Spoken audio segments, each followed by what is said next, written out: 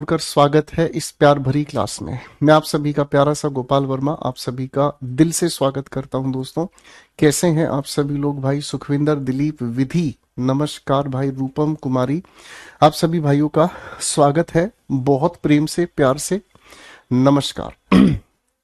मेरे प्यारे दोस्तों, आप सभी बच्चों को जैसा कि कंटेंट वाइज हम लोगों ने बता दिया है कि हम आप लोगों का ग्रामर, ठीक है जी, हम आप लोगों का ग्रामर, आप लोगों का वोकैब्स और आप लोगों का कॉम्प्रिहेंशन तीनों अलग अलग लेकर चल रहे हैं। और उसका टाइम टेबल मैंने आपको पहले दिन की क्लास में बता दिया था।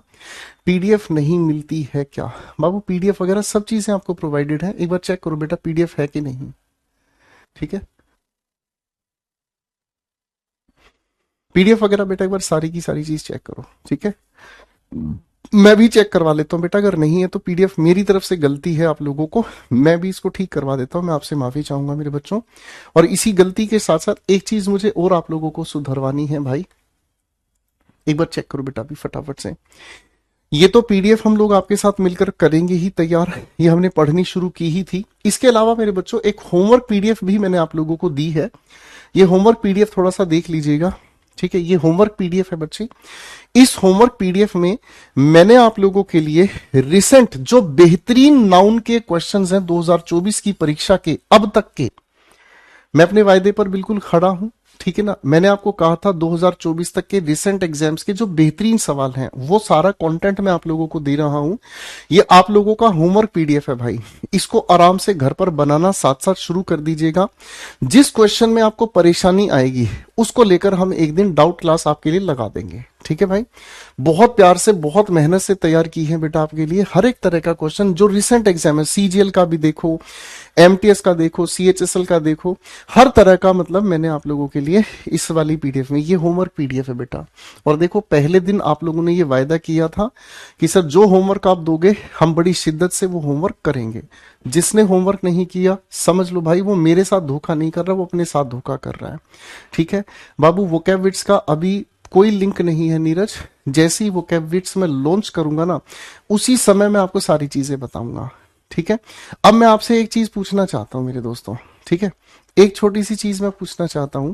आप लोगों को वोकैबविट्स वाली जो सीरीज मैंने प्रोवाइड करनी शुरू की है उसका कंटेंट आपको सैटरडे से मिलना शुरू हुआ है सर?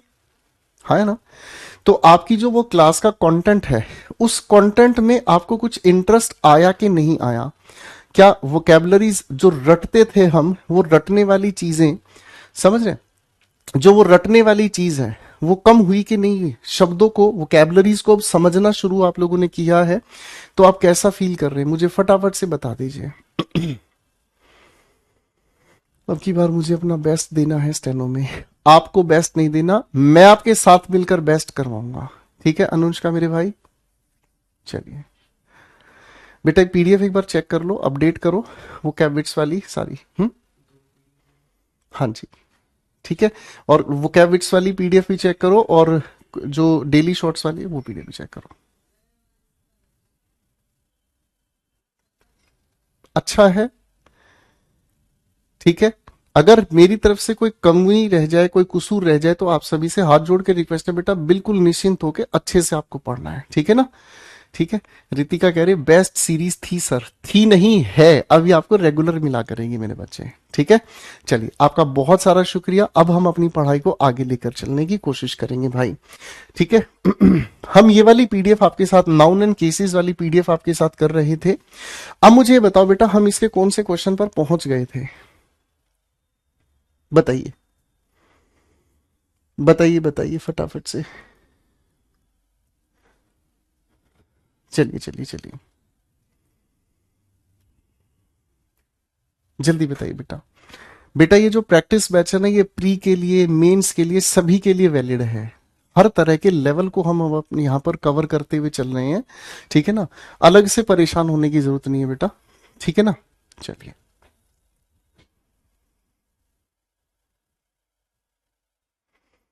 यहां से हम शुरू कर रहे हैं। क्वेश्चन नंबर 6 हमने 7th कर लिया था ना, चलिए ये भी हमने कर ही लिए थे।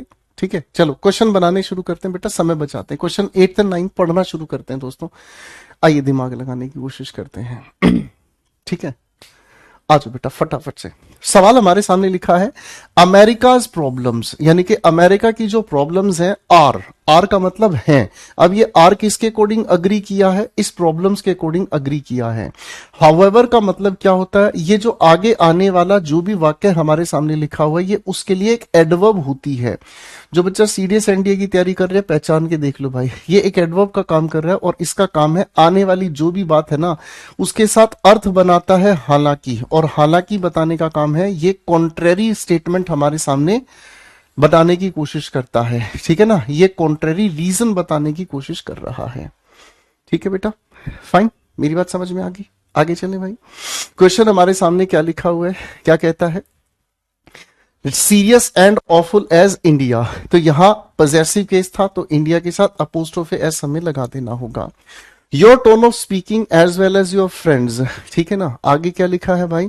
लिखा है is really extremely sarcastic. Sarcastic हम कहते हैं व्यंग से भरी, जिसके अंदर बहुत सारा व्यंग हो, जिसके अंदर बहुत सारी क्या है, अपमानित करने वाली भाषा है, बेइज्जत करने वाली भाषा है, ठीक है।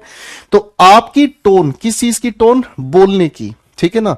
तो आपके फ्रेंड की टोन भी अगर हम कहेंगे तो योर फ्रेंड अपोस्ट्रोफे एस हम लगाएंगे ताकि हम समझ जाएं आपके दोस्त की टोन, ठीक है ना। बात समझ में आ गई? इसमें कोई दिक्कत नहीं है, है ना। अगले सवाल पर आते हैं। He did not approve of his son, son के साथ क्या लिखेंगे?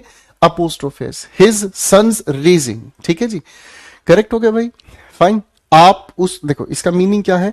वह सहमत नहीं हुआ किस बात से? उसके बेटे की आवाज उठाने की, ठीक है बेटा, करेक्ट हो गया भाई।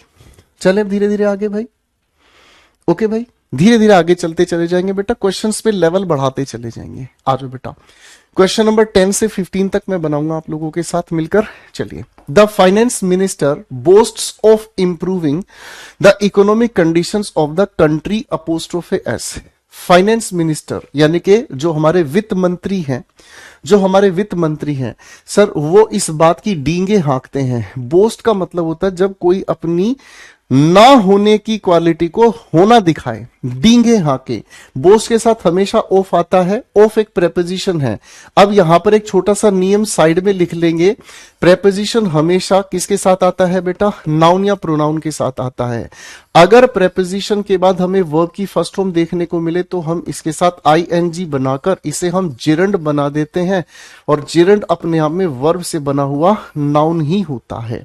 ये छोटी छोटी बातें आप साथ साथ लिखते चलेंगे। अनुराधा बेटा, मैं अभी पीडीएफ वेरीफाई करवा रहा हूं, मेरे को एक बार चेक करने दो बेटा। आप बार बार ये लिखोगे पीडीएफ कहां मिलेगा, तो मुझे थोड़ा समय दो। हो सकता है पीडीएफ आपके नोट्स वाले सेक्शन में अपडेट नहीं हुई है, मैं अभी करवा रहा हूं बेटा। अब आपसे हाथ जोड़ के रिक्वेस्ट है बेटा, एक बार कमेंट करो या 2 बार, उसके बाद कमेंट नहीं, उसके बाद सीधी पढ़ाई पे आ जाओ।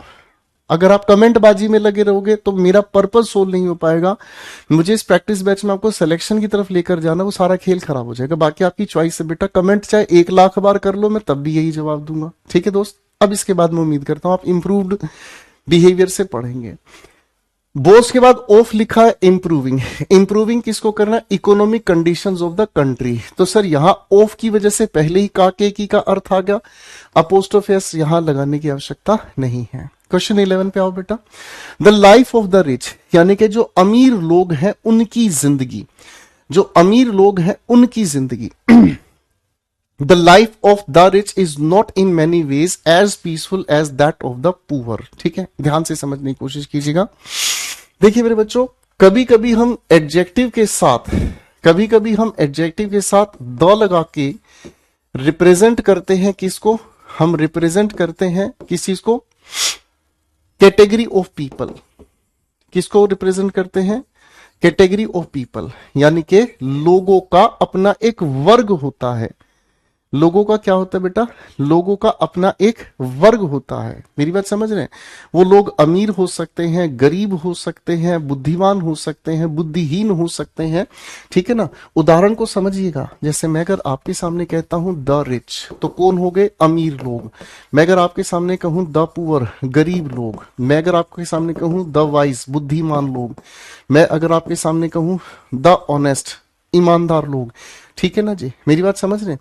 अगर मैं द आपके सामने इस तरीके का कोई एडजेक्टिव लिखने की कोशिश करता हूं, ठीक है ना, तो आप समझने की कोशिश कीजिएगा, है ना। द ब्लैक यानी कि जो जिनकी मतलब स्किन काली है वो लोग, ठीक है। मैं अगर आपके सामने कहूं द ब्राउन यानी कि जिन लोगों की स्किन का कलर ब्राउन है, इन सभी की खास बात ये है बेटा, ये सभी के सभी बिहेवियर से कैसे होते हैं, प्लूरल। आने वाली हेल्पिंग वर्ब इनके साथ कैसी रखते हैं हम हमेशा, प्लूरल हेल्पिंग वर्ब। ठीक है भाई, ठीक है बेटा, कैसी हेल्पिंग वर्ब रखते हैं हम इनके साथ हमेशा, प्लूरल हेल्पिंग वर्ब रखते हैं। ठीक है, इसको ध्यान रखेंगे आप। अरे हाँ, है ना। अब मैं अगर आपके सामने एक छोटी सी बात ये कहता हूं, बड़े ध्यान से समझने की कोशिश करना, the Braves is usually challenged, the wise thinks that he knows everything. Please come.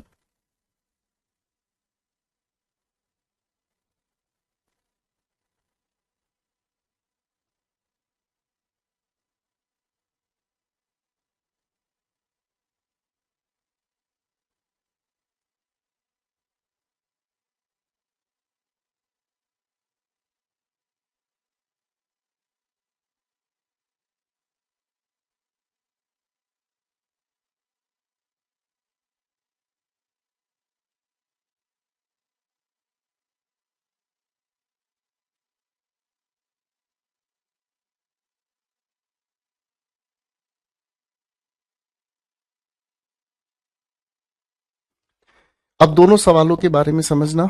The brave, sir बहादुर लोगों की बात कही है, प्लूरल की वजह से आर कर दिया, है ना। अब देखो एक छोटी सी बात यहां याद रख लीजिएगा, काम आएगी भाई।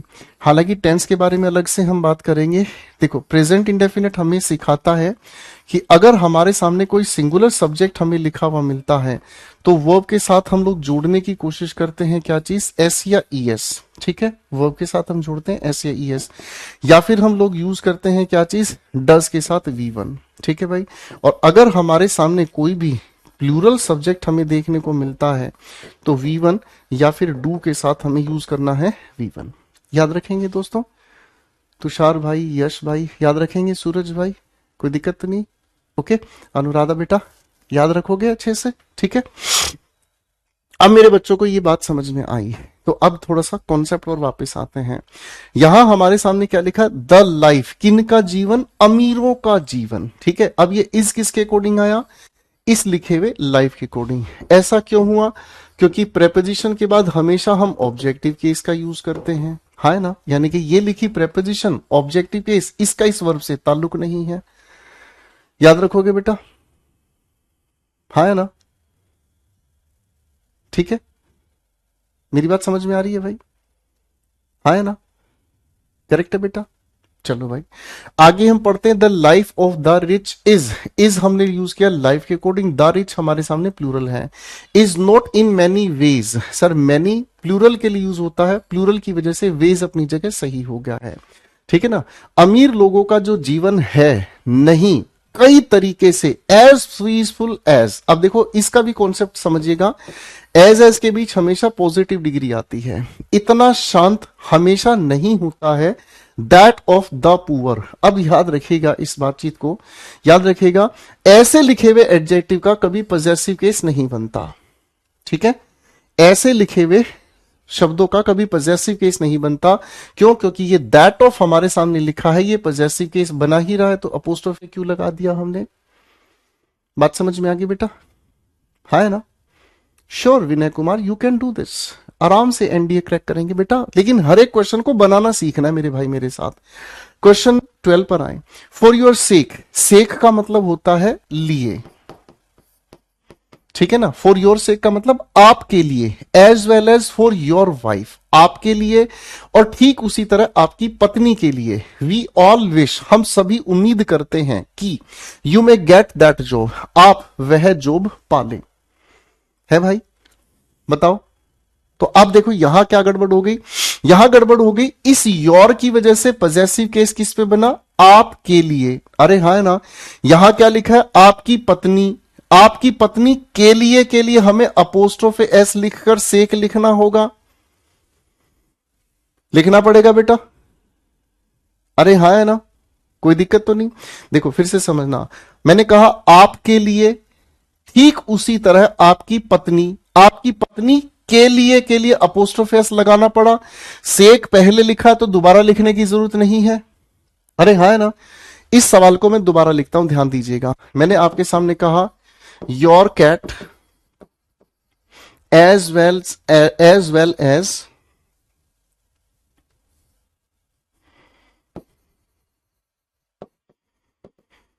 Your friend is in danger. अब देखो इस सवाल में क्या गड़बड़ है, देखो ध्यान से अंजलि, इस सवाल में क्या गड़बड़ है मेरे भाई। आप कहेंगे सर आपकी कैट ठीक उसी तरह है, आपकी कैट ठीक उसी तरह आपका दोस्त खतरे में है, ये अर्थ हो गया। लेकिन अगर हम दोनों की कैट के बारे में कहना चाह रहे हैं तो यही तो कहेंगे। अरे हाँ है ना, your cat as well as your friend apostrophe s, यानी कि आपकी कैट और ठीक उसी तरह आपके दोस्त की कैट खतरे में है। ठीक है, अब एक सवाल मैं आपसे पूछना चाहूंगा, जवाब दीजिएगा। यहां ये जो एज वेल एज लिखा है, ये पार्ट्स ऑफ स्पीच के अनुसार क्या है?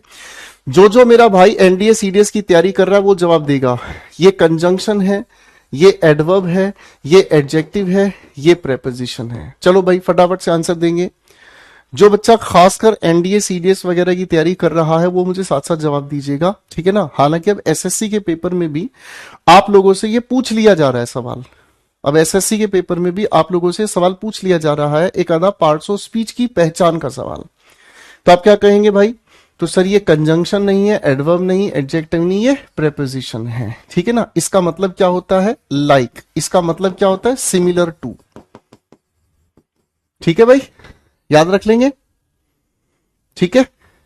हाँ है ना, बात समझ में आ गई। यश ने मुझसे पूछा है कि सर द हैव्स और द हैव्स नॉट्स में क्या फर्क है? द हैव्स का मतलब हमें समझ में आता है द रिच। बेटा सीधा सीधा मीनिंग समझो, परेशान नहीं होना। और इसी तरीके से द हैव नॉट्स ये कंपाउंड है, जिसका मतलब होता है क्या? The poor. ठीक है, दोनों अपने आप में प्लूरल है, ठीक है। द हैव्स का मतलब वो अमीर लोग जिनके पास साधन है, ठीक है। और द हैव नॉट्स वो लोग हो गए जिनके पास साधन नहीं है। बीच में अगर कोई डाउट आपका एंटरटेन करने लायक है, मैं जरूर डाउट का डिस्कशन लूंगा, अदरवाइज हम आगे बढ़ते चले जाएंगे। आइए भाई क्वेश्चन नंबर 13 पे आए। द एक्सपर्ट मैसन, मैसन हम कहते हैं राजमिस्त्री, जो घर वगैरह बनाते हैं, चुनाई करते हैं। The expert mason reported to the owner of the hotel, उसने जवाब दिया, उसने सूचना दी है किसको? जो होटल का मालिक है, that there was no question of the walls falling down. अब आप कहेंगे सर वॉल अपने आप में नॉन लिविंग है, तो आप क्या कहेंगे? Of the falling down of the wall. Non living के लिए अपोस्ट्रोफी हम यूज करते हैं। क्वेश्चन 14 पे आ जाओ भाई, क्वेश्चन 14 पे आओ भाई, क्या कहता है देखेंगे ध्यान से। The officer said that he appreciated his staffs coming on time and cooperating him. सबसे पहली बात तो ध्यान से समझिएगा बेटा, स्टाफ अपने आप में क्या है दोस्तों? बताओ जरा, स्टाफ अपने आप में किस तरह का नाउन है? Common noun, proper noun, collective noun, material noun या एब्स्ट्रैक्ट नाउन? थोड़ा फटाफट से मुझे आंसर दीजिएगा। अनुष्का, इशू, निखिल, विनय कुमार, अंजलि गंगवार, जल्दी बताएं। प्रार्थना मेरे भाई, आप कहेंगे सर ये क्या है? अपने आप में कलेक्टिव नाउन है। स्टाफ किसका समूह है? ठीक है ना, मेंबर्स का समूह है, ठीक है ना। तो अब अगर देखो पहला सवाल यहां से क्या बन गया? अगर स्टाफ मेंबर आपके सामने लिखा हुआ है तो ये सुपरफ्लोस बन जाता है, ठीक है भाई। अगर मैं इसी स्टाफ से किसी एक की बात करूं तो मुझे लिखना होगा क्या चीज? हमें लिखना होगा अ मेंबर ऑफ स्टाफ, ठीक है ना। हमें इसके पॉजेसिव केस में से बात करनी होगी, यानी कि स्टाफ में से किसी एक मेंबर को हम निकाल सकते हैं। अगर एक से ज्यादा निकालने हो तो कोई भी ज्यादा वाला एडजेक्टिव आप लगाकर फिर इसके साथ आप लिख सकते हैं मैनी मेंबर्स ऑफ, और फिर हमें द और लगाना पड़ेगा द स्टाफ, ठीक है भाई, करेक्ट है। सुपरफ्लोस का कॉन्सेप्ट निकल के आता है बाबू इससे, ठीक है ना। अब मुझे ये बताना, मैं अगर आपसे पूछूं कि यहां तक की बात समझ में आ गई भाई? यहां तक की बात समझ में आ गई भाई? हाँ है ना? क्वेश्चन 14 15 मुझे कराना है, लेकिन छोटा सा वार्म अप कराता हूं इसी से रिलेटेड। आपको बहुत मजा आने वाला है, बस आप सीखने के लिए तैयार है ना?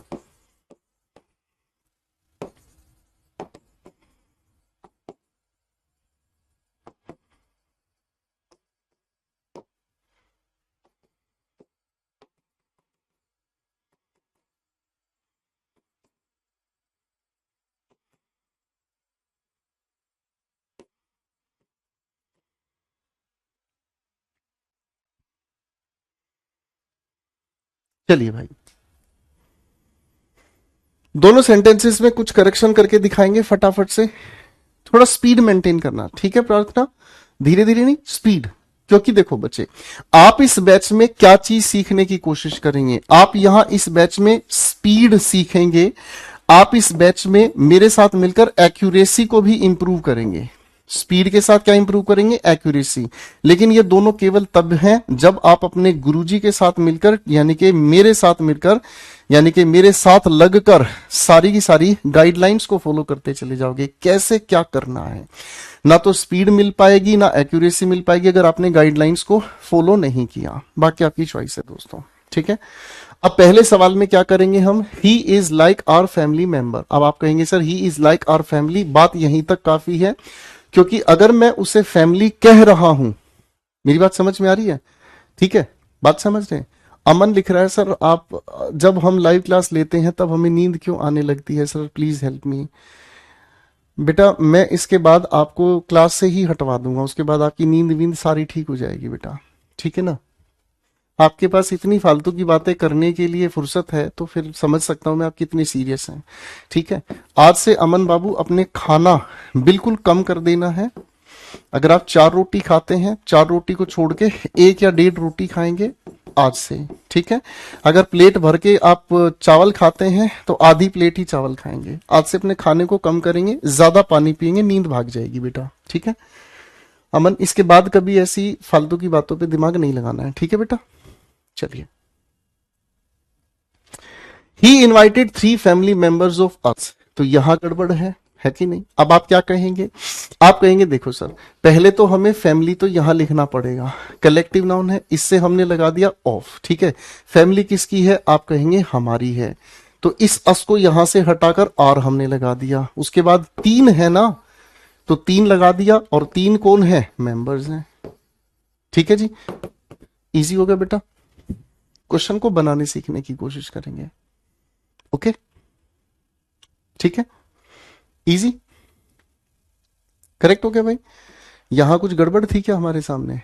अच्छा ये सवाल तो मैंने कराया नहीं आपको, माफ कीजिएगा भाई। द वाइज प्लूरल है हमारे सामने। अब प्लूरल है तो प्लूरल होने की वजह से थिंक हमें करना होगा।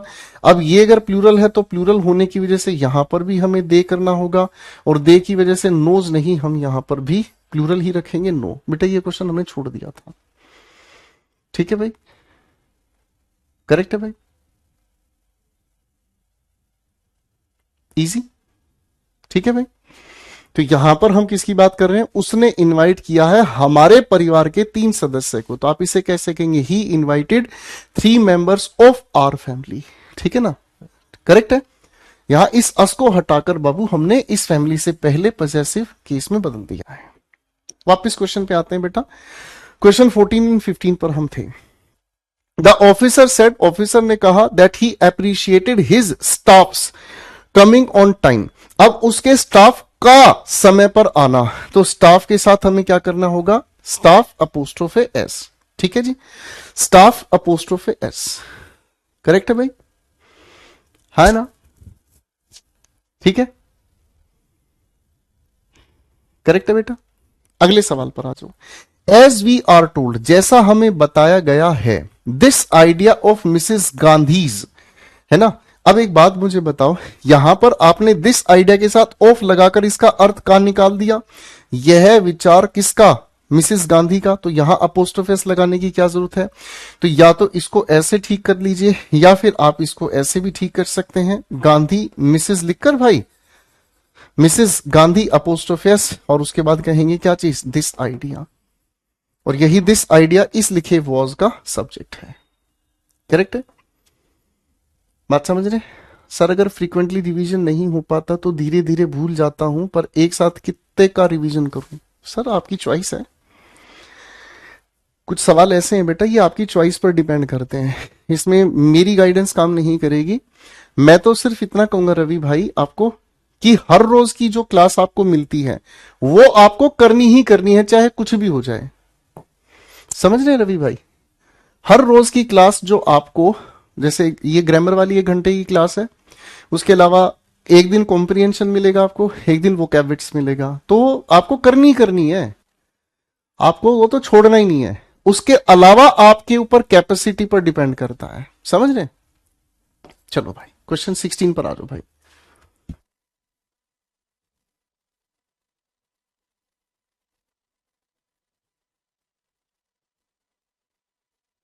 हर्षित बेटा अभी हो जाएगी पीडीएफ अपलोड, डोंट वरी। चलो भाई क्वेश्चन नंबर 16, 18 और 20, 3 क्वेश्चंस आप करो, ये 3 क्वेश्चंस मैं कराऊंगा। लो भाई देखें किसके आंसर सही हैं।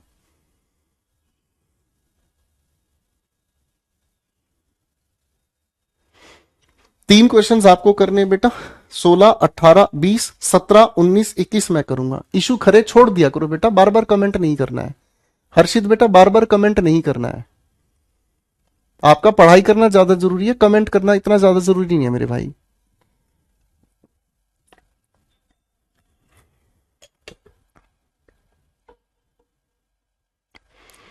चलिए भाई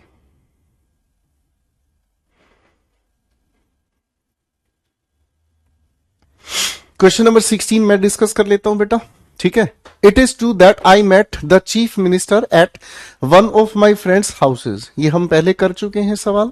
हमने क्या ठीक करना बेटा, वन ऑफ के बाद हमें प्लूरल लिखना है, वन ऑफ द हाउसेज, और आगे हम लिखेंगे ऑफ माई फ्रेंड। इसका लॉजिक हम पिछली क्लास में आपके साथ समझ चुके हैं, खत्म। क्वेश्चन नंबर 18 को देख लेते हैं। Being sure of his success he told his friends that he would never forget even his enemies names. ठीक है ना?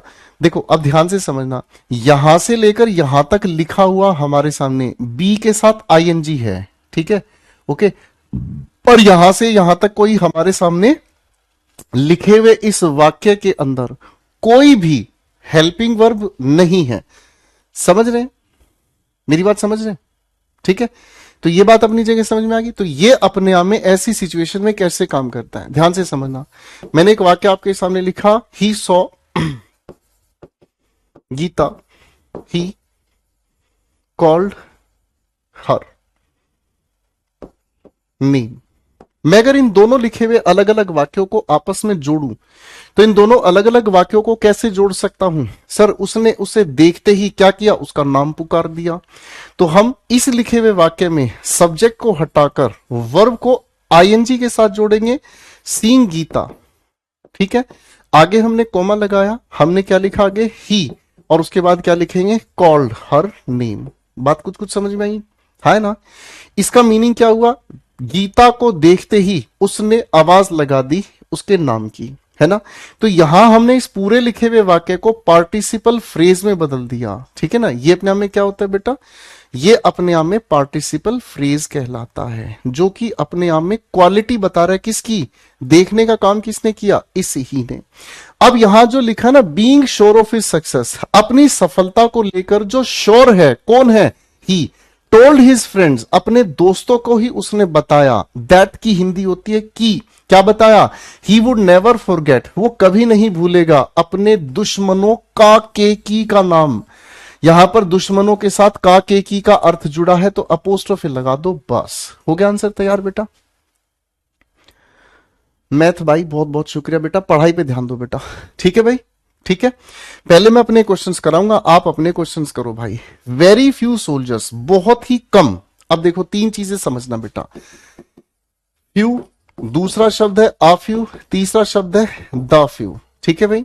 फ्यू हम यूज करते हैं नेगेटिव सेंस में, फ्यू हम कहां यूज करते हैं बेटा, नेगेटिव सेंस में, ठीक है जी, बात समझ में आ गई है ना? फ्यू हम यूज करते हैं नेगेटिव, आ फ्यू हम यूज करते हैं बेटा पॉजिटिव, और द फ्यू हम यूज करते हैं जब हम कम संख्या को स्पेसिफिक बनाना चाहते हैं, अब ध्यान से समझना, वेरी फ्यू सोल्जर्स इसका मतलब कितने सैनिक, ना के बराबर सैनिक, ठीक है। Dared to turn a deaf ear, ठीक है ना। To turn a deaf ear का मतलब क्या होता है?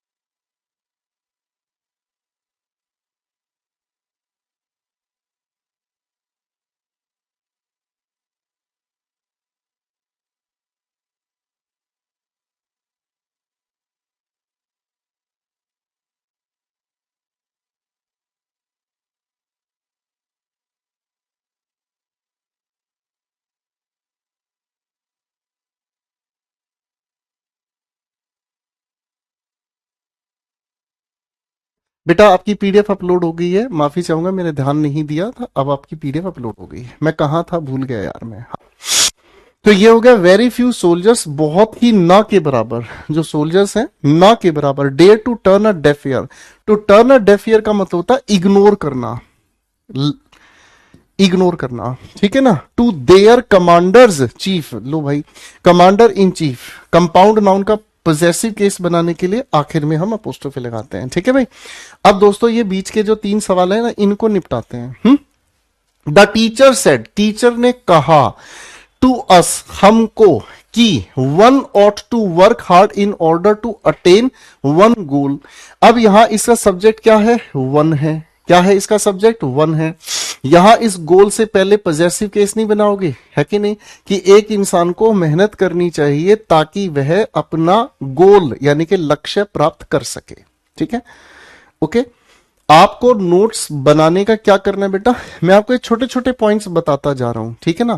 जो बच्चे किसी और टीचर से पढ़े हैं या जो बच्चे किसी और क्लासेस से पढ़े हुए हैं, उन बच्चों को ये पॉइंट्स अगर लिखने हैं लिख सकते हैं, वरना जो बच्चा मेरे सिलेक्शन बैच से पढ़ा हुआ है वो सारी चीजें पढ़कर ही आया है, उसको ठीक लगे तो लिखना, नहीं लगे तो नहीं, ठीक है ना। ऐसी कोई प्रेशर नहीं है मेरे भाई। सवाल नंबर 19 पे आ जाओ बेटा। The survey gives us much knowledge, survey हमें देता है बहुत सारी जानकारी, किस चीज की? Of the publics opinion. अब आप कहोगे सर पब्लिक जो शब्द हमारे सामने है ना, पब्लिक जो है खुद में एडजेक्टिव भी होता है, नाउन भी होता है। अब मैं इसी को अगर नाउन से पहले लिखने की कोशिश करूंगा तो अपोस्ट्रोफे लगाने की जरूरत नहीं है, अपोस्ट्रोफे लगाने की जरूरत नहीं है, हाँ के ना, अपोस्ट्रोफे लगाने की जरूरत नहीं है। गॉट इट, ठीक है। अगला सवाल हमारे सामने है भाई, योर सन्स इन लॉ, पुराना सवाल हो गया, सन इन लॉज फ्रेंड, पुराना सवाल हो गया बेटा, ठीक है जी, है ना, इजी। अब इशू मेरे भाई, एक छोटी सी बात मुझे आपको बतानी है, छोटी सी बात बता दूं, ध्यान से देखने की कोशिश करना बेटा। देखिए ये तो है हमने लिखा क्या चीज, नाउन, क्या लिखा? नाउन। कभी कभी इस नाउन से पहले हम एडजेक्टिव की जगह, क्या कहा मैंने? एडजेक्टिव की जगह कभी कभी हम नाउन को ही एडजेक्टिव की तरह यूज करते हैं, जिसे हम कहते हैं नाउन मोडिफायर। क्या कहते हैं? Noun modifier. इस कॉन्सेप्ट को बहुत अच्छे से समझने की कोशिश करना। मैंने क्या कहा, क्या आप मेरी बात को ध्यान दे रहे हैं? है ना, क्या मेरी बात पे ध्यान दे रहे हैं? ध्यान दीजिएगा भाई अंजलि, मेरे बच्चे, मैंने कहा नाउन से ठीक पहले हम एडजेक्टिव का यूज करते हैं। क्या यूज करते हैं? नाउन से पहले एडजेक्टिव का यूज करते हैं। जैसे मैंने आपके सामने कहा रेड शर्ट, मैंने आपके सामने क्या कहा? ब्यूटीफुल शर्ट, ठीक है भाई। अब ये शर्ट क्या है? अपने आप में नाउन है। से पहले रेड क्या है? रंग का नाम, ये अपने आप में एडजेक्टिव है, कोई दिक्कत नहीं है ना। शर्ट अपने आप में नाउन है, ये ब्यूटीफुल अपने आप में क्या है? एडजेक्टिव है। अरे हाँ है ना, यहां तक की बात समझ में आ गई। लेकिन कभी कभी हम किसी नाउन से पहले नाउन का ही प्रयोग करते हैं जो उस नाउन के अर्थ को बताने की कोशिश करता है। जैसे मैंने आपके सामने कहा फेस वॉश, ध्यान से समझने की कोशिश कीजिएगा। नाउन है अपने आप में क्या चीज, वॉश। वॉश से पहले ये जो फेस लिखा है ये भी अपने आप में है तो नाउन, अरे हाँ है ना। अब ये नाउन इस लिखे हुए नाउन की विशेषता बताने के लिए यूज हुआ, तो इसलिए इसको हम क्या कहेंगे, नाउन मॉडिफायर कहेंगे। क्या कहेंगे, नाउन मॉडिफायर। आप ऐसे लिखे हुए नाउन मॉडिफायर को चाहो तो पलट कर लिख सकते, एक प्रेपोजिशन बीच में फंसाकर। आप क्या कहेंगे, वॉश फॉर फेस। क्या कह सकते हैं, वॉश फॉर फेस। मेरी बात समझ में आ रही है? एक बार और समझिएगा। मैं आपके सामने अब 4 छोटे छोटे शब्द लिख रहा हूं, फ्रेज लिख रहा हूं, बताना कहां एडजेक्टिव है नाउन से पहले और कहां नाउन मॉडिफायर है। फुटबॉल, ठीक है,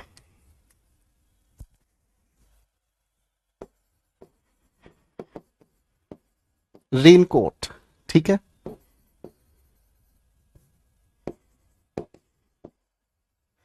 रेनी डे, ठीक है भाई।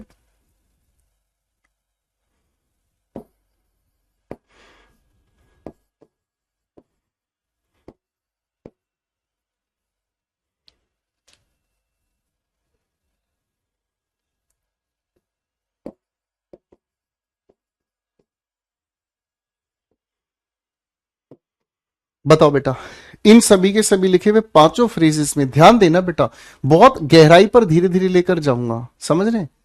अंजलि कह रही है सर वॉश एक वर्ब भी होती है। देखो बेटा, जिस लेवल पे आप पढ़ रहे हो ना, मैं हर एक नाउन को वर्ब की तरह यूज कर सकता हूं और वर्ब को चाहूं तो नाउन की तरह यूज कर सकता हूं। वॉश कायदे से एक वर्ब ही होती है, लेकिन यहां पर हमने इसको एक नाउन की तरह यूज किया बच्चे। अब मुझे एक बार सारे बच्चे क्वेश्चन 1 2 3 4 5 के ये मुझे बताओ कि इन लिखे हुए पांचों में कहां एडजेक्टिव है और कहां नाउन मॉडिफायर है। नाउन मॉडिफायर को तोड़ने का तरीका मैंने बता दिया है। इन दोनों शब्दों को, इसको पहले लिखा इसको बाद में लिखा, बीच में एक प्रेपोजिशन फिट कर दोगे फोर, तो मीनिंग सेंसिबल हो जाएगा।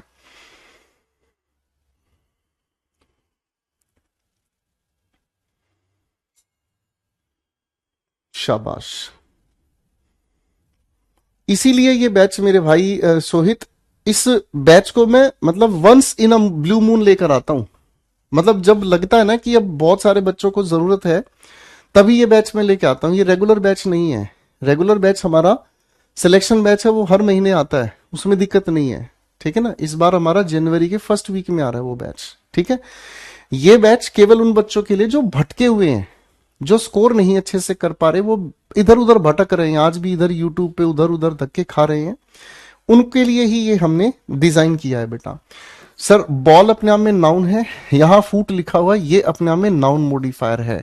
आप चाहो तो इसको चेंज करके लिख सकते हो, क्या चीज, बॉल फॉर फूट, है ना। एक ऐसी बॉल जो पैरों से खेली जाती है, समझ रहे, ये नाउन मॉडिफायर है। सर रेन कोट, कोट अपने आप में नाउन है, ये अपने आप में एक नाउन मॉडिफायर है ना। तो इसको कैसे तोड़ सकते हैं, कोट फॉर रेन, समझ रहे, वो कोट जो बारिश के लिए हम यूज करते हैं, आसान हो गया। अगर यहां लिखा है रेनी डे, ये नाउन है, ये अपने आप में एक एडजेक्टिव है भाई। मैं इसको ऐसे नहीं लिख सकता, डे फॉर रेनी। आप कहेंगे सर ऐसे लिखोगे तो ये गलत हो जाएगा, ये तो है ही नहीं अपने आप में। क्या आप मेरी बात समझ रहे, अब समझ रहे, है ना। क्यूट डॉग, सर डॉग अपने आप में नाउन है, ये अपने आप में एडजेक्टिव है। आप खोलकर इसको पलट के नहीं लिख सकते कि डॉग फॉर क्यूट, गलत हो जाएगा, है ना। अब यहां लिखा है हाउस हमारे सामने, ये हो गया हमारे सामने नाउन मॉडिफायर। आप कहोगे हाउस फॉर डॉग, है ना भाई, तो ये अपने आप में सही है। अब समझ आ गया भाई, हाँ के ना, ठीक है। चलो भाई, शूज अपने आप में एक नाउन है, ठीक है भाई। मैं इसी नाउन को अगर नाउन मॉडिफायर की तरह यूज करूं, तो आप मुझे बताएंगे शू या फिर शूज मार्केट, बताओ भाई कौन सा इनमें सही होगा। दिमाग लगाना है फटाफट से।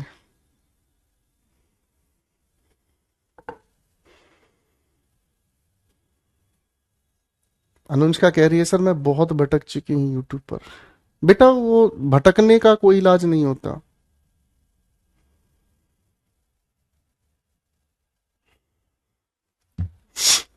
भटकने से सिलेक्शन नहीं होता बेटा।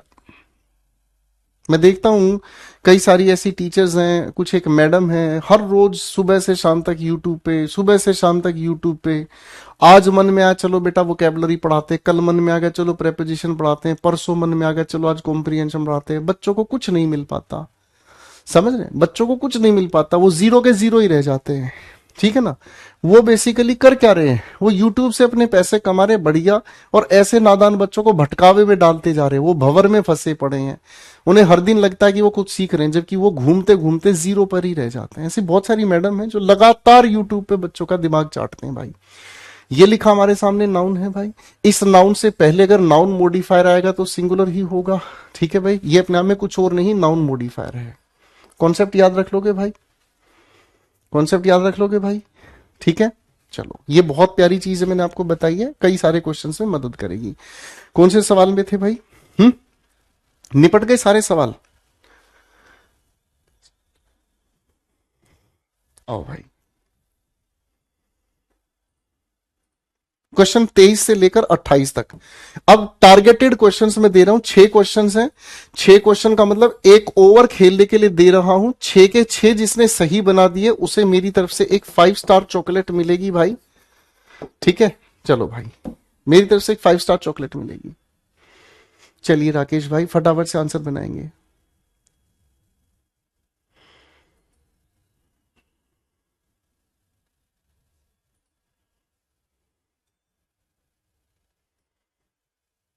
चलिए चलिए फटाफट से आंसर बनाएं। नहीं इशू भाई, मैं किसी की निंदा नहीं कर रहा हूं। मेरा भाई कह रहा है गुरुदेव ने कहा है कि किसी की निंदा नहीं सुनना। मैं किसी की निंदा नहीं कर रहा हूं भाई। सच बोलना अपने आप में निंदा नहीं होता बेटा, समझ रहे? अब आपके सामने कोई इंसान गलत तरीके से चीजों को कर रहा है, अब आप उसके बारे में अगर बोलकर ये भी ना बताएं कि ये गलत है, तो मामला ठीक नहीं जाएगा ना दोस्त।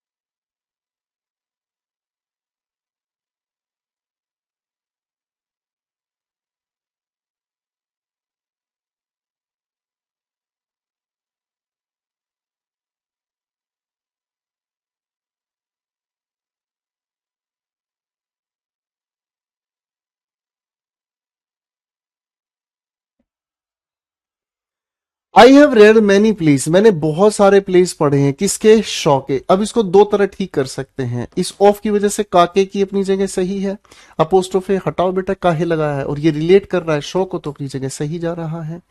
आई do not want to bring her to my home, मैं उसे अपने घर नहीं लाना चाहता, because her rashness is quite intolerable, क्योंकि जो उसका रूखा स्वभाव है उसे बर्दाश्त नहीं किया जा सकता। देखो बच्चों, इस क्विट का मतलब होता है त्यागना। ये अपने आप में कुछ और नहीं, वर्ब है। जैसे आप किसी को कहते हैं क्विट स्मोकिंग, यानी कि स्मोकिंग को त्याग दो। इस क्वाइट की अगर हम बात करते हैं तो ये अपने आप में एडजेक्टिव है, जिसका मतलब होता है शांत। आप किसी को वाक्य कहते हैं कीप क्वाइट, इसका मतलब शांत रहो।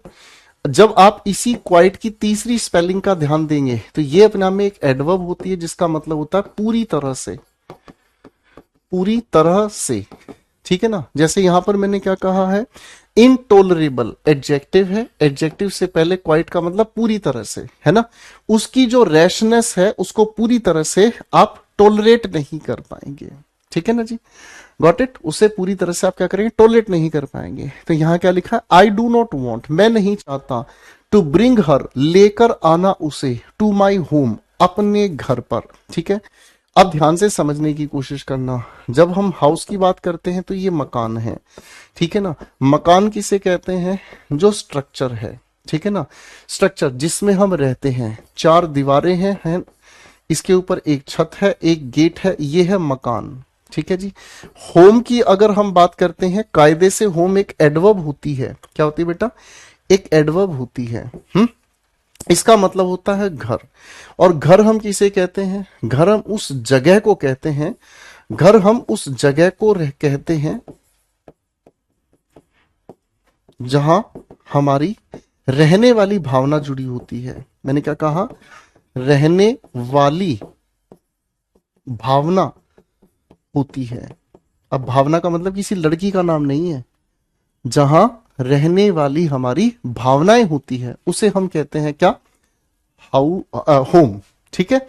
इसीलिए आप लोगों ने सुना होगा ना, होम स्वीट होम। और ये उन्हीं के लिए है जो वहां रहते हैं। अब आप किसी इंसान को लेकर आना चाह रहे हैं अपने घर में, तो होम से ज्यादा बेहतर है हाउस, क्योंकि आप अपनी भावनाओं में किसी को लेकर नहीं आ रहे हैं, आप उसको लेकर आ रहे हैं उस ढांचे में जहां आप रहते हैं। ही is chiefly concerned with his own problems, वह मुख्यतः चिंतित है, वह है मुख्यतः चिंतित अपनी ही प्रॉब्लम्स से। बट यू से दैट, लेकिन आप कहते हैं that he is not. Sir यहां पर वर्ब से पहले सब्जेक्टिव केस हम यूज करेंगे। A friend of my wife came to me, मेरी पत्नी का एक दोस्त मेरे पास आया yesterday and asked me for some money, और मुझसे उसने पूछा कुछ पैसा।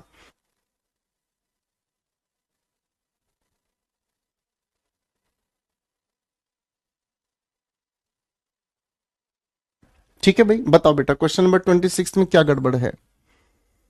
अ friend of my wife came to me, बताओ बताओ। अरे मोहित कुमार बेटा, यहां कमेंट के लिए मत आओ क्लास में बेटा। कह रहे सर लाइव कमेंट शो नहीं हो रही। तुम्हें यहां कमेंट देखने के लिए थोड़ी क्लास में जोड़ा बेटा। केवल सीरियस कैंडिडेट्स के लिए बैच है बेटा, जिसका काम पढ़ाई करने का वो आता है यहाँ, वो कमेंट बाजी के लिए नहीं आता बेटा। कमेंट बाजी के लिए यूट्यूब पे जाओ बेटा।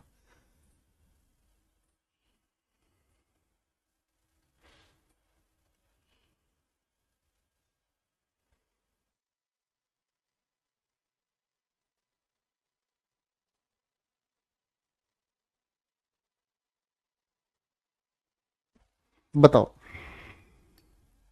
अब इसके बारे में मुझे एक चीज समझानी है आपको, ध्यान दीजिएगा बेटा। देखो भाई,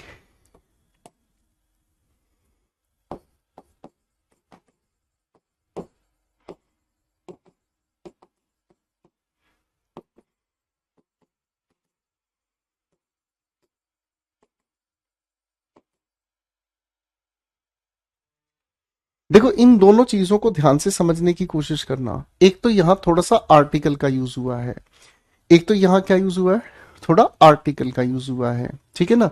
और एक यहां पर ऑब्जेक्टिव, देखो ये जो मी है हमारे सामने, ये ऑब्जेक्टिव केस है। ठीक है। और अगर मैं माइन की बात करता हूं तो ये अपने आप में पॉजेसिव केस है। अब ध्यान से समझने की कोशिश करना। जब भी हम किसी लिखी हुई बातचीत के साथ, ठीक है ना, आर्टिकल अभी मैं नहीं बता रहा हूं, मान लीजिए मैंने यहां लिखा है क्या, फ्रेंड ऑफ, और उसके बाद यहां लिख दिया मी, तो इसका मतलब क्या समझ में आया? ठीक है ना। इस मी का मतलब समझ में आया, मैं जिसकी भी बात कर रहा हूं वो मेरा केवल एक ही दोस्त है। कितने दोस्त हैं? एक ही दोस्त है। प्रेपोजिशन के बाद, प्रेपोजिशन के बाद अगर ऑब्जेक्टिव केस है तो नंबर ऑफ फ्रेंड्स कितने हो गए? केवल एक हो गया। ठीक है। और जब एक ही हो गया है तो फिर यहां सिर्फ और सिर्फ आर्टिकल द का हम प्रयोग करेंगे।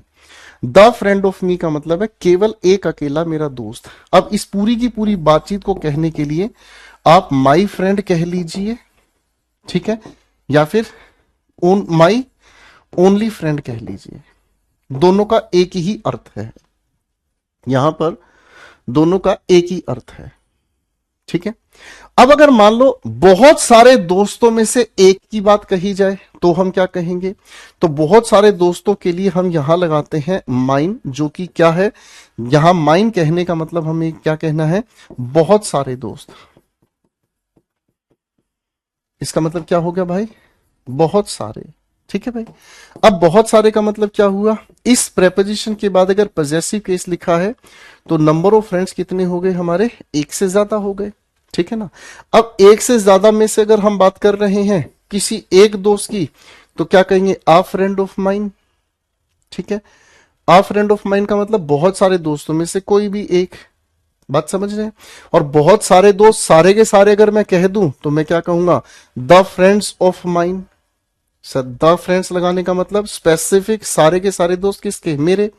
तो भाई इन दोनों का मतलब अलग अलग हमारे सामने हो गया। इसका मतलब क्या हो गया, आ फ्रेंड ऑफ माइन का मतलब वन ऑफ माई फ्रेंड्स, बहुत सारे दोस्तों में से एक। और यहां क्या कहा, द फ्रेंड्स ऑफ माइन का मतलब ऑल ऑफ माई फ्रेंड्स, ठीक है भाई। बात समझ में आ गई बेटा। हरप्रीत कह रहा है सर इसके शॉर्ट नोट्स बनाने हैं मेरे पास, आपके बैच के नोट्स हैं। यार मैं कैसे आपको इस बात का जवाब दे सकता हूं भाई हरप्रीत, मैं इस बात का कैसे जवाब दे सकता हूं, ये बता बेटा। आपको ये चीज पहले से ही अच्छे से पता है तो दोबारा लिखने के लिए मैं तो आपका टाइम वेस्ट नहीं कराऊंगा, समझना। अगर आपको ये चीज नहीं पता, या ये एक ऐसी चीज है जो आपको पता होने के बावजूद आपको लगता है मैं भूल जाऊंगा, तो आप इसको डेफिनेटली लिखो। ये सारी आपकी चॉइस है हरप्रीत, ये मेरी कहने से मत करना कि आप इस क्लास से क्या लिखेंगे और क्या नहीं लिखेंगे। It's none of my means suggestion for you, बिल्कुल भी नहीं, ठीक है। अब इस बात के पीछे की कहानी को थोड़ा समझने की कोशिश करते हैं, ठीक है। ओके, अर्जुना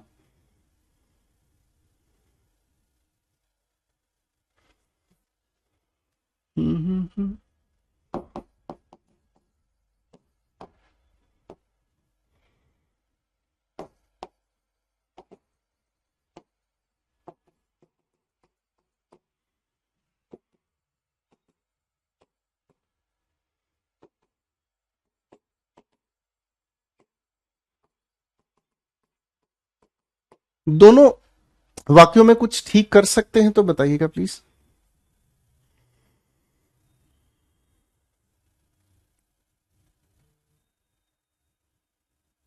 बताना बेटा।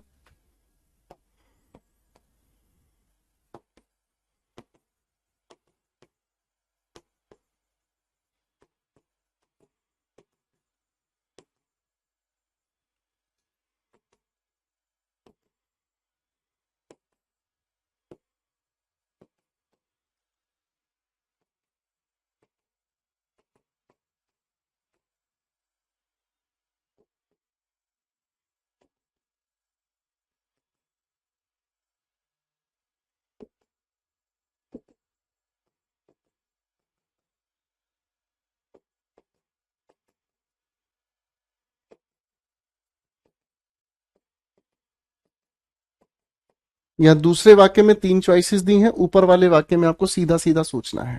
थोड़ा सा दिमाग लगाना बेटा, लेवल उठा रहे हैं क्वेश्चंस में, चीजों को थोड़ा गहरा करने की कोशिश कर रही है, आपको आगे भी मदद करेगा, ये आपके आगे भी काम आएगा। ध्यान दीजिएगा बेटा, मैंने कहा किरण इज अ फ्रेंड ऑफ निशा, तो आप क्या कहेंगे, सर ये अपनी जगह बिल्कुल सही है। इसका मतलब क्या समझ में आया, इसका मतलब समझ में आया कि निशा का एक ही फ्रेंड है। जब एक ही है तो हमें यहां द लगाना पड़ेगा। किरण है केवल अकेलौती फ्रेंड किसकी, निशा की। आप इसी चीज को ऐसे भी लिख सकते हैं, निशा अपोस्ट्रोफेस फ्रेंड, ठीक है ना, या निशा अपोस्ट्रोफेस ओनली फ्रेंड, इकलौती एक ही उसकी फ्रेंड है।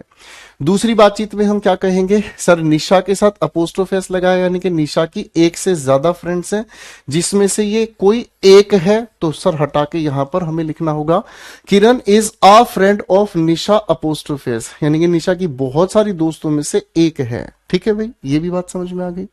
आप इसी बात को दोबारा से लिखना चाहें तो लिख सकते हैं Kiran is one of Nisha apostrophe s friends, Nisha's friends, correct है।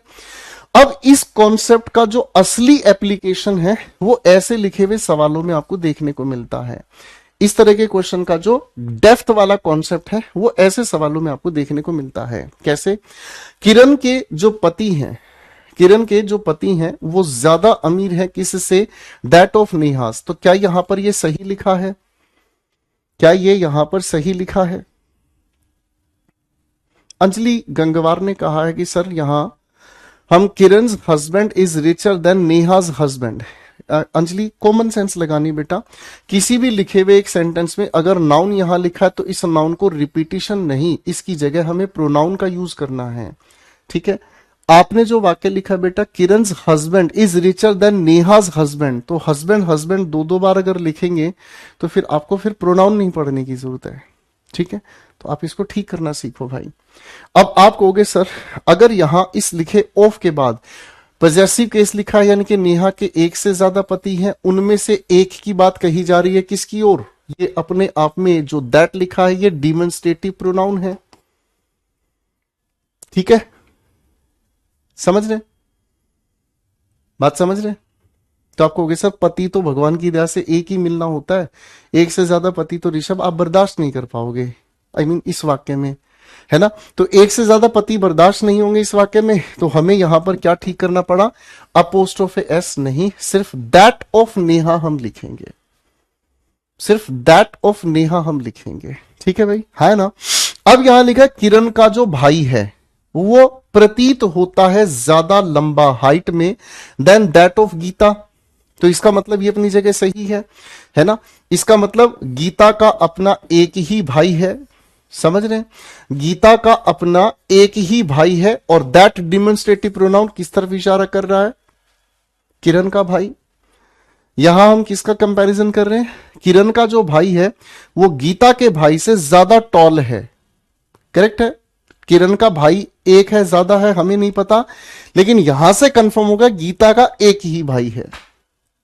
ओके, फिर हमने दूसरी बात को समझने का काम किया, किरण के भाई का कंपैरिजन। ये किरण का भाई है भाई, तेरे नाम वाला हिसाब किताब है भाई साहब, इसका जुल्फें ऐसे फैल रखी हैं।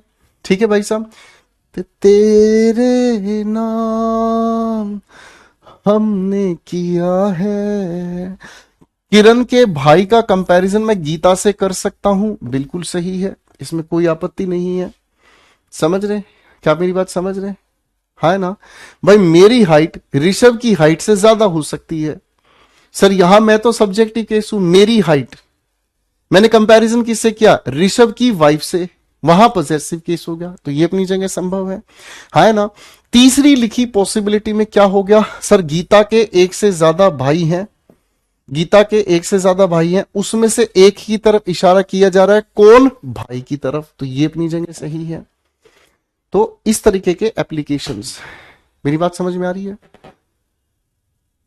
ठीक है, एक भाई कह रहा है ओ ये बैच से भी ज्यादा डीप है सर, इसीलिए तो मैं आपको सीरियस होकर पढ़ा रहा हूं बेटा, इसीलिए तो मैं आपको फिजूल कमेंट करने के लिए रोक रहा हूं, क्योंकि कॉन्सेप्चुअली गहराई पर उतारना, समझ रहे हैं।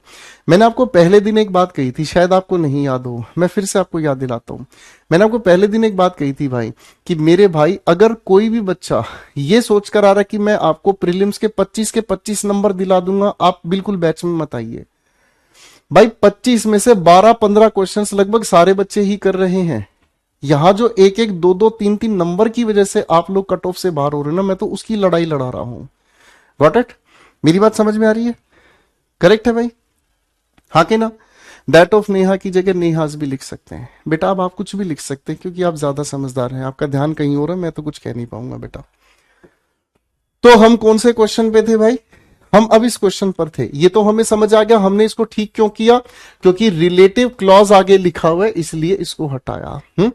आई do not want to bring her to my house, ये हमने कर लिया। He is chiefly concern with his own problems but you say that his is not, ये भी हमने कर लिया था, है ना। अब देखो ध्यान से, अ फ्रेंड ऑफ माई वाइफ, अब आप यहां अपोस्ट्रोफी लगाएंगे, क्यों, पॉजेसिव केस का मतलब क्या हुआ, दोस्तों की संख्या एक से ज्यादा है, उसी में कोई एक दोस्त आया है मिलने। अगर यहां द फ्रेंड लिखा होता, अगर यहां द फ्रेंड लिखा होता तब हम खाली वाइफ लिखते, वो अपनी जगह सही हो जाता। ठीक है जी, करेक्ट हो गया भाई। अब अगले सवाल पे आ जाओ भाई। Unfortunately for me, the root cause of my frustration lies in the government dubious policy. सरकार की दुगनी, दो गली या दो अर्थ वाली, काके की वजह से पोस्ट ऑफ एस लगाएंगे। He suggested to me that I should go to the nursery to bring some beautiful summers flowers. Sir summer अपने आप में एक नाउन मोडिफायर है, अपोस्ट्रोफेस लगाने की जरूरत नहीं है। ठीक है जी, चलिए भाई, मैंने आज आप लोगों को थोड़ा सा होमवर्क दिया है बच्चों, ठीक है ना, वो एक पीडीएफ दी है, उसको बनाते रहना लगातार। एक होमवर्क मैं यहां से आपको दे रहा हूं, क्वेश्चन नंबर 29 से आप लोगों को मेहनत करनी शुरू करनी है। क्वेश्चन 29 से लेकर भाई, ठीक है, 29 से लेकर मेरे भाइयों आप लोगों को 51 तक सोल्व करने हैं। ठीक है, क्वेश्चन 29 से लेकर 51 तक आप लोगों को सोल्व करने हैं। ठीक है, यहां से रिलेटेड कोई जेन्युइन डाउट हो तो टाइम पास करने के लिए कुछ भी आप उठा सकते हैं, मैं एंटरटेन नहीं करूंगा। जो भी आप लोगों को इन क्वेश्चंस में जेन्युइन डाउट महसूस हो कि ये हमें समझना है क्या कारण है, उसको मैं आपके साथ मिलकर कल की क्लास में डिस्कस करूंगा। नहीं तो कल मेरा जो डिस्कशन होगा बेटा, इनकी एक्सप्लेनेशन दी हुई है, आप इनको देख सकते हैं। कल मैं आप लोगों के साथ नाउन एंड नंबर वाले कॉन्सेप्ट पर काम करना शुरू करूंगा। ठीक है बेटा, कल की हमारी क्लास यहां से शुरू होगी भाई। पीडीएफ आप लोगों की अपलोडेड है बच्चों, करेक्ट है ना भाई। तो कल मुलाकात होगी आप लोगों के समय पर। थैंक यू सो मच, मेहनत कीजिएगा, क्लास को गहराई से देखने की कोशिश कीजिएगा। ठीक है, और बच्चों इंग्लिश को उतना ही टाइम देना है जितने के आधार पर आप अपने बाकी मैथ्स, रीजनिंग, जीएस को भी अच्छे से पढ़ सकें। इंग्लिश को जरूरत से ज्यादा टाइम देने का कोई फायदा नहीं है भाई। पता चले कि इंग्लिश में ही पागल हुए पड़े हैं और इंग्लिश में बहुत सारा पढ़ना शुरू कर दिया है, ये तरीका ठीक नहीं है भाई। ठीक है, टू द पॉइंट पढ़ना है बेटा, जितना समय दिया उतना ही पढ़ना है। ठीक है, थैंक यू सो मच, कल फिर मुलाकात होगी आपके समय पर। उम्मीद करता हूं मेहनत करेंगे। और दोस्तों, आपका कोई भी आसपास दोस्त साथी जो यूट्यूब के इस महासागर में फंसा पड़ा है, अगर आपको लाइब्रेरी में लगता है किसी का आप भला चाहते हैं, तो उसको बिठाकर अपने साथ पढ़ाओ। अगर उसकी बैच लेने की हिम्मत है तो उसको बैच लेने दो, बैच नहीं लेने की हिम्मत है उसको साथ बिठाओ और उसकी आंखें खोलो कि तू किस यूट्यूब के चक्कर में पढ़कर अपना समय खराब कर रहा है भाई। यहां चीजें गहराई से समझाई जा रही हैं, इस पर पूरा अपनी मेहनत करो। मेरी बात समझ रहे हैं? तो बाकी मिलते हैं आपके साथ अगली क्लास में। Thank you so much, bye, take care, God bless you.